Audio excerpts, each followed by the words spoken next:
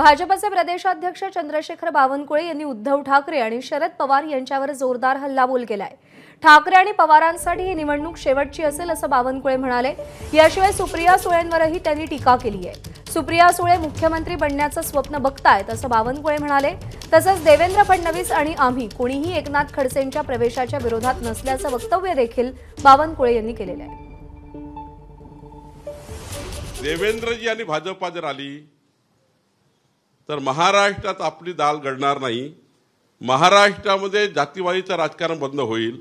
जे राजकारण जातीवादाचं राजकारण शरद पवार साहेबांच्या लोक करतात ते राजकारण महाराष्ट्रात बंद होईल आणि महाराष्ट्रात एकदा विजनरी व्यक्तीचं नेतृत्व आलं तर पुढच्या काळामध्ये राजकीय दुकानदाऱ्या बंद होईल आणि ही निवडणूक शेवटची ठरेल।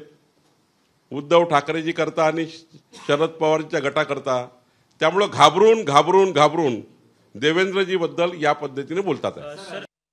एकनाथ शिंदेजी चालतात, त्यांच्यासोबत बैर नाही आणि देवेंद्रजी बद्दल म्हणतात की तेरे से खैर नहीं, देवेंद्रजी तुमसे खैर नहीं। अशा पद्धतीने देवेंद्रजींना आणि देवेंद्रजीच्या नेतृत्वातल्या विजनला ज्या पद्धतीने सुप्रियाताई स्वतः मुख्यमंत्री बनण्याकरता त्या ठिकाणी पुढे जाण्याचा प्रयत्न करतात आहे। सुप्रियाताईच्या मनात मुख्यमंत्री व्हायचं आहे आणि मुख्यमंत्री होण्याच्या विचारात त्या उद्या एकनाथ शिंदेजी आपल्या जवळ येतील का? अजून काही आपल्या सर्व लोकांना जमा करता येईल का?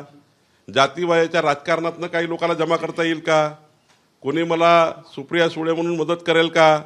त्यामुळे मुख्यमंत्री बनण्याचं स्वप्न बघण्याकरता सुप्रियाताई अशा गोष्टी करतात।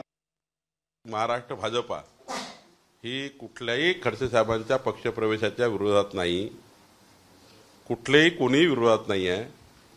पण काही विषयावर चर्चा होणे, शेवटी पक्षामध्ये त्यांच्याकडे जे परिवारामध्ये आहे, रक्षाताई आमच्याकडे आहे, तो रोहिणीताई तिकडे राष्ट्रवादीकडे आहे, एकदा निर्णय करताना सामूहिक निर्णय करावे लागतात।